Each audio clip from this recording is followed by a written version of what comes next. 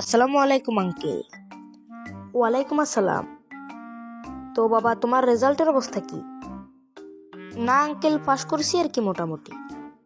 শুধু পাস? আমার মেয়ে তো গোল্ডেন এ প্লাস পাইছি। হ্যাঁ আঙ্কেল, আমি শুনেছি।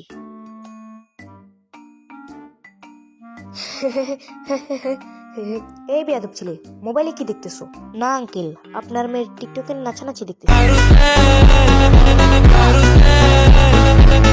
তো আঙ্কেল, চাটা কিছু খাবেন নাকি? চা তো খাওয়াই যায়। চার সাথে কি খান?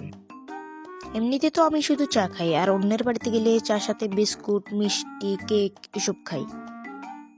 ও আচ্ছা আচ্ছা, তাহলে এটাকে আপনার নিজের বাড়িই মনে করুন। রফিক সাহেব, আপনার ছেলে এরকম বেয়াদব কেন? আমার বাড়িতেও তো একজন ছেলে আছে না? আপনার ছেলের মতো তো এরকম বেয়াদব না।